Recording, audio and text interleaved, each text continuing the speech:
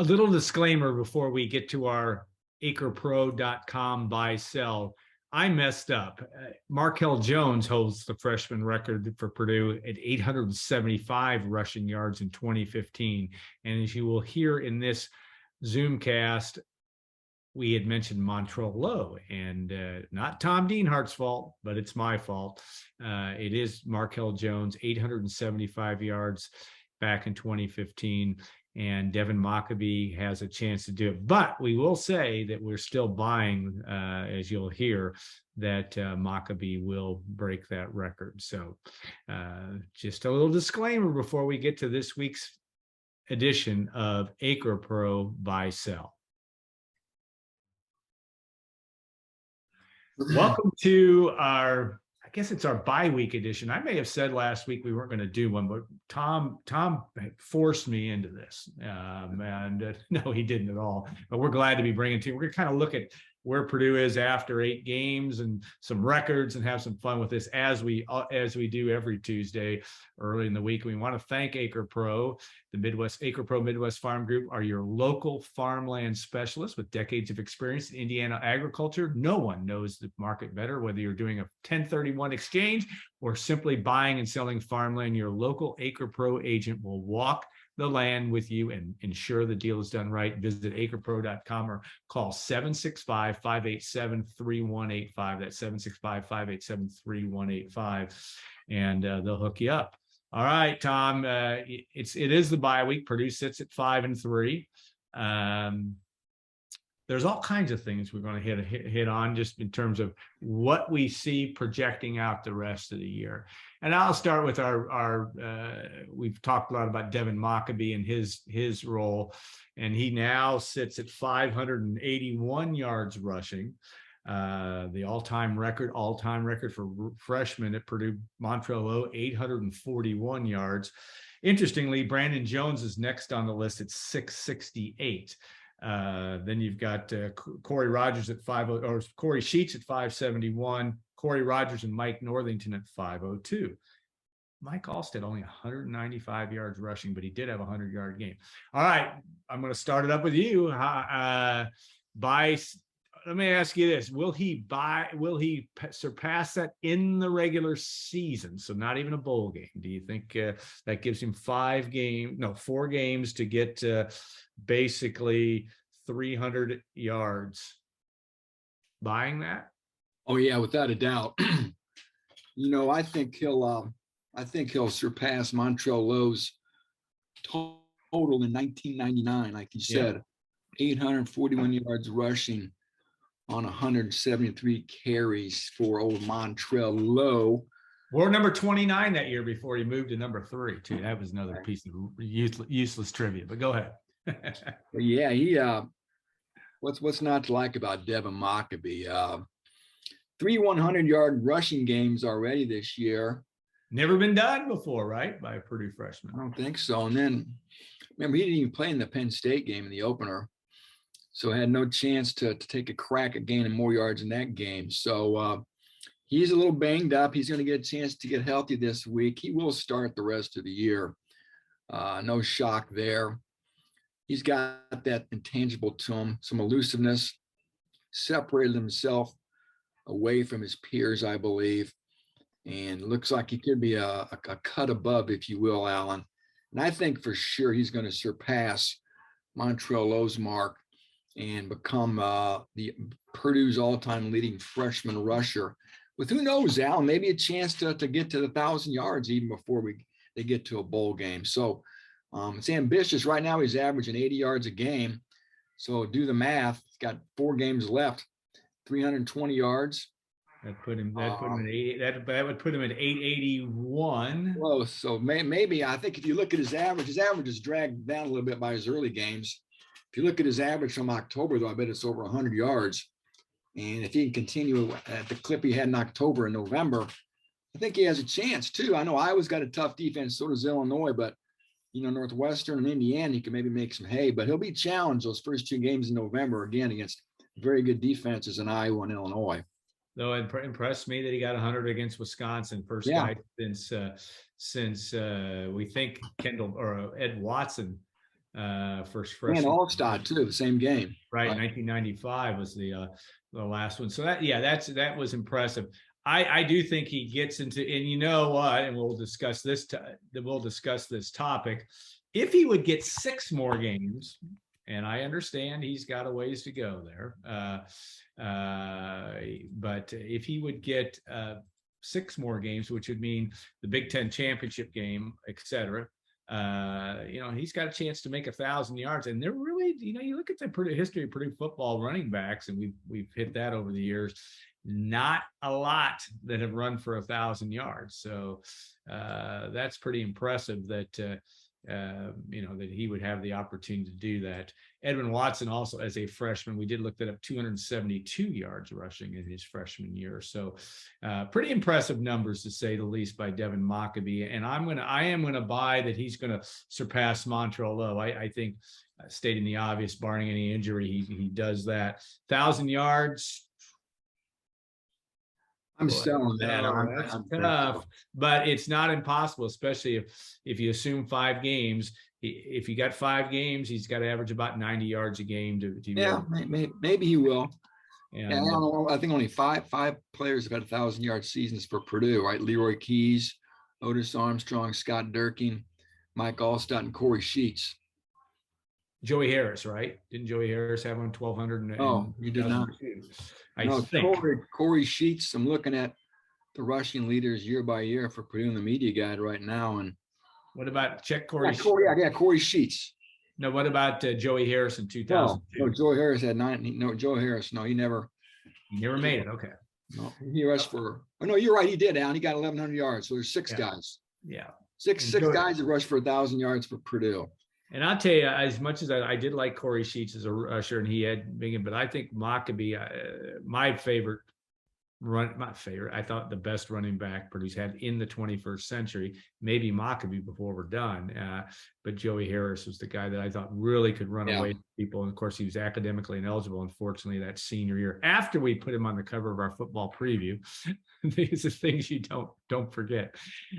Joey was a terrific speed guy, and had one really good year for out of Texas. I don't know where he was, where in Texas, but I remember that. Okay, so we've firmly established that we think he can beat that Montrell Lowe record, and he's been terrific to watch, and he did impress me last week, even against Wisconsin. He's hanging on to the football. He has only 1 fumble. Yep. Right.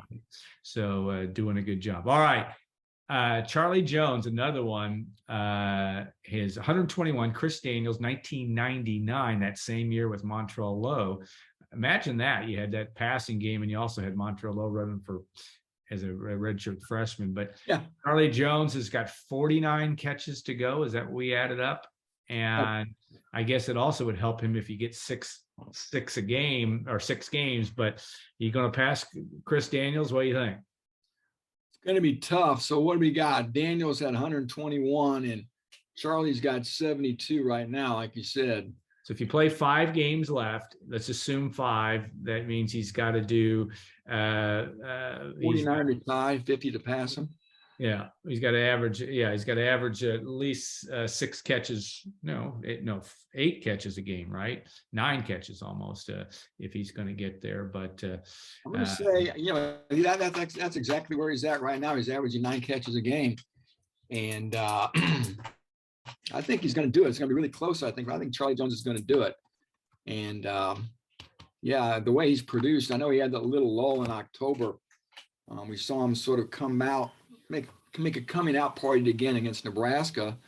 And last week he had 10 catches up in Madison. So he will have had a couple weeks to rest here for the home stretch. And he's going to be a featured weapon. We all know that. They're going to try to get the ball to him as often as they can. And who knows, Alan, maybe, and it's a big maybe, Brock Thompson's back, which would create a diversion maybe to give Charlie Jones some more open room to get open. But again, I'm saying Charlie Jones is going to do it. He's going to become Purdue's single season all-time catch guy. But my video starts playing, which is always fun. Yes, I think I'm still gonna say he's gonna get really close. I'm gonna sell. I'm gonna say he's gonna end up 119. Now, why I say that? Because we can. There's no. He's been terrific. I do worry about his general health. That guy is just, well documented. You've documented, Carm has as well, about the whole notion that he's not practicing and still coming out. And yet I think it's interesting that Jeff Brom really does talk about, loves the kid's toughness and his willingness just to get out there and throw it all out there. And I think that's been an impressive thing. We took the buy sell of Brock Thompson playing, and we'll think that's going to be an interesting storyline, and that could free him up a little bit too. If you could get another weapon in there, you might make it easier for Charlie Jones. You think? Yeah, I guess I'm not sure when he's going to be back, Alan. But there's no doubt if he gets on the field, it certainly would help Charlie Jones. But this week is going to be a big one, it seems like, for Brock. And then, of course, the week of the Iowa game. This is a 2-week window here for maybe to get on the field and get over that knee injury. Like I said, I think it's very much up in the air right now, but I think a lot of fingers are crossed that old Brock can get on the field to give Charlie Jones and that receiving corps some help. Yeah. All right. Another record that, again, this is kind of the week to look at that. Aiden O'Connell, 10 touchdown passes short of Curtis Painter, who is second on the list. We all know who number 1 is. This is silly because I'm thinking, though Aiden did not meet the pace last game with only 1 touchdown pass against Wisconsin, right? But a sure buy that he's going to surpass Curtis Painter at 67 with 5 games left. He needs 10. I think so. I mean, last week was a little bit of an anomaly for Aiden O'Connell. Just was out of sorts. You got to give the defense of Wisconsin some credit. Yeah. Some of it is on Aiden, though. But again, I think that was the outlier. I think he's got at least 10 touchdown passes, if not more, left in him for this year. I expect him to step up and pass old Curtis Painter in the record books for that. I still think he's a special quarterback. And last week, those 2 interceptions in particular by John Torchio of Wisconsin were killer. Yeah. Aiden needs to tuck and run 4 or 5 times a game. He still seems to be hesitant to do that, but I don't want to get off on a tangent. But I do think he's going to pass Curtis Painter there, and on that all-time mark for TD passes. And then I guess so. I'm buying that, right? Yep, I think, and I am as well. I think he's going to get over. I think he'll get over 70, which is quite an accomplishment. Not, I understand Drew Brees. I'm looking at the record right now. Drew Brees had career touchdown passes at 90. I don't think he gets to 90, but what a career that Aiden O'Connell. Though last week was disappointing and certainly did not have the kind of year or kind of game that Purdue needed for the Boilermakers to. But he wasn't the only one. It was just not a good performance. All right, now we look at the big picture. Buying or selling that Purdue, we've talked, we're not trying to be cheerleaders here, but Purdue, it's all in front of the Boilermakers still. Nothing really changed in some ways. Things changed because Purdue may have gotten exposed in some areas. We'll find that out in a couple of weeks. But buy or sell that Purdue makes it to the Big Ten championship game in Indianapolis. I've got to sell, Alan. I think Purdue's got a great chance to go 3-1 in November. I like their chances against Iowa, Northwestern, Indiana. I'm not sure how good of a matchup they are for Illinois. Brett Bielema has built that program like he had at Wisconsin when he was the head coach in Madison. Similar type situation, right? Physical ground game, wants to punch you in the nose. It's a great back and Chase Brown. And then, of course, the defense, which has been the real story in Champaign. They've got a rising star in Ryan Walters at coordinator, playing terrific on that side of the ball. So, yeah, just the matchup wouldn't seem to favor Purdue. and it's over in Champaign as well. But yeah, I think that's going to be a tough hurdle to get over. Now, Illinois does have some interesting games left besides Purdue, Alan. They have to go to Nebraska this week, which I think is a very interesting game, a very dangerous game. Yes, I agree. And they still have to go to Michigan too. So who knows? Maybe Illinois has got a couple more losses in them in the Big Ten. They already have one Big Ten loss. Purdue has two. So, but you would still going to win that head-to-head with Illinois, you would think. But at this point, Alan, I guess I'm selling the fact that Purdue will be able to win in Champaign. I think they'll go 3-1, but not 4-0. I think they're going to be 8-4 in the Big Ten, and probably still go to a pretty good bowl game, I would think. Well, you know, and Tommy DeVito's having a great year, throwing 10 touchdowns, 2 interceptions, 70% completions. He's doing the job, and if he stays healthy, which he didn't against Iowa, though they still were able to come back and win that game. Yeah, it's interesting because Illinois, and we're getting ahead of ourselves as we like to do. Purdue needs to, if Purdue would lose Illinois would need to lose 3 more times for Purdue to win that division, and that's not impossible. But they go to Nebraska, like you said, next week. They go to Michigan, which is going to be a loss in all likelihood, and they have Michigan State and Northwestern at home. So I think his ticket to Indianapolis and a 3 touchdown underdog to Michigan or Ohio State, that would still be a good problem to have if you're Purdue. Don't get me wrong, to have that opportunity. But I do think that's going to be an interesting and a rough road. I'm going to sell that as well. I thought Wisconsin kind of did to Purdue the things, and Purdue did it to themselves, but it's exposed some things. Jeff Brom's really good at counterpunching. Maybe he'll be able to do that against Illinois and come up with and Iowa and get that offense back to going the way that he wants it to. But that's going to be an interesting sidelight to watch as we make our way into November. All right. It's funny. Purdue's really dominated this Cannon series too of late. Yeah. They've won 5 of the last 6, and if you go back even to 1994, Alan, I mean, Purdue's just absolutely dominated. They only lost 6 games since 1994 to Illinois. So they really dominated this. And not that history matters in any series, but just kind of interesting how they really had Illinois' number for over 20 years here. And this matchup, obviously, coming up on November 12th in Champaign would be the biggest since, they were ranked when they met in 2001. Maybe the biggest ranking for the Cannon since that 2001 clash that Illinois won 38-13. Yeah, that was, of course, was an Illinois team that went to the Rose Bowl. Or they won the Big Ten. I think they went. They went to the Sugar Bowl. Right, that year. Ron Turner was the head coach, and Kirk Kittner was the quarterback. That's right, and I do think that you look at that game, it's funny because the next 2 foes, Purdue's obviously dominated Iowa under Jeff Brom, seemed to have their number. Purdue did not distinguish itself last year against Illinois, but got out of there with a win. Remember, that game was a slugfest, 13-9 in the rain, or a little bit of rain, as I recall.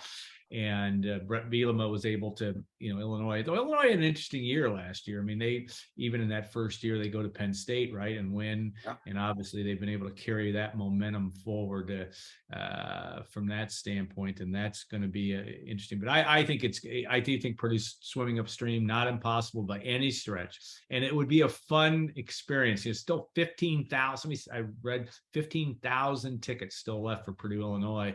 If you beat Iowa, it'll be who would have thought, and we will laugh about this, that who would have thought a game that you circled on the schedule is almost a sure win for Purdue, and a game that against a bottom feeder. That's the way the world changes with respect to that. All right, let's now, and I'm throwing a curveball at you because I like to do that. Bowl games. Does Purdue get to a Florida Bowl, buy or sell? Now, and it's funny because I usually start to look at that kind of now and start to look at that bowl stuff. My early analysis, which could be dead wrong. If Purdue, the only way Purdue will probably get to the Rose Bowl big if, is if you win the division, obviously, and then beat Ohio State or Michigan. That's the lone way, because you got to think that the Big Ten is going to send that loser of Ohio State, Michigan to the Rose Bowl. That would be it. Now, New Year's Day 6 Bowl is not looking good for Purdue, because it had Purdue beaten Wisconsin and run the table and lost in the Big Ten championship game, maybe. But Capital One, Tampa, Jacksonville. Is Tom Dienhart going to be suntanning himself in Florida come holiday time? I'm going to buy it. I think they are, as long as they finish second behind what I think is going to be Illinois in that Big Ten West. I think they're going to have a good shot. I've seen some projections, I think, by our buddy Jerry Palm, has them in Orlando playing, I think it was Ole Miss. Yeah. So that'd be a heck of a fun game. Ole Miss, Lane Kiffin, they got a great offense, the USC transfer quarterback. So I think I'm going to buy that. I think as long as Purdue, like I said, can finish 8-4, 3-1 down the stretch, I think they're gonna. I think the Big Ten office, of course, is really involved in this too, Alan. Yeah. I think the Big Ten office may, with an assist, help Purdue secure a bowl spot down in the old Sunshine State for the Boilermakers. Well, right, and Purdue has not been down there since a long time, right? Well, Champ Sports Bowl 2006, right? Yeah, that debacle against Maryland. Yeah, and that was the most forgettable game. But yeah, I think that there's something to be said for that, and we'll start to delve in that to start to break it down. But you look at probably Penn State will be higher in the pecking order.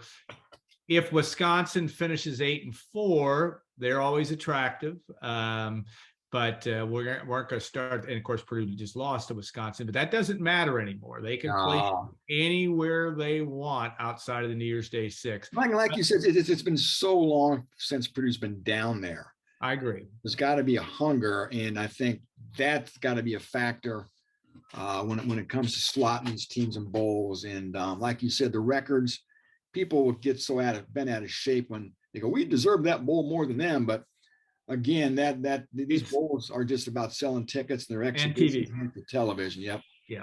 And it would it's not really based on your merit. No. Yeah. All right. We're not going to do a buy sell of whether Aiden O'Connell plays in the bowl game. We're not doing that today. Oh man. Okay. Not yet. Not yet. We're not doing that. We're going to refrain from that. But I'll let you mull that over. We'll talk about that once Purdue gets to the bowl. And I don't even want to comment. I'm not even commenting on it. So because I do have an opinion of what I think he would do, but we'll reserve that. And it's based on nothing more than complete, utter conjecture. So, and that's what we do on this show. So, yeah. Tom, I appreciate your time, and we will be back. We'll do one next week. It might be Wednesday due to some travel considerations, and some other things going on that you all will find out about here before long. But we always enjoy it. It's my therapy with Tom here. We get to talk some college football, which I enjoy. Yes. So nobody knows it better, the landscape of college football, than Tom Dienhart. We're lucky to have him with us here at Gold and Black. So, all right, we want to thank Acrepro Midwest Farm Group, and they're your local farmland specialists. Don't forget to visit acrepro.com or call 765. If you're on your tractor right now listening to this, as you're working your way through the fields, first, thank you. Wow. But make sure you talk to Acrepro and Kyle Spray, 765-587-3185. And we are hearing people that are listening to this as they're working through the fields, and we appreciate them as well. So, Tom, have a great rest of the week. We'll look forward to another edition of this, and we've filled you full of not useless. Our opinion is kind of fun for us to do this, and we'll see how it all works out. Purdue off this week. They played, by the way, and Iowa game been set for game time? Not yet. No, maybe Saturday night or early Sunday morning. So it's 6-day pick. Okay. And I know that some of that stuff's going to happen down the stretch as we get into November. So, all right. Have a great week, Tom. And we'll look forward to our next edition of Acrepro Buy Sell. A lot of fun to do this, and a lot of hoop stuff on the site too. As we get by this time next week, Purdue will be about to play its first men's basketball exhibition game too. So, all right. Have a great week, all. Thanks so much.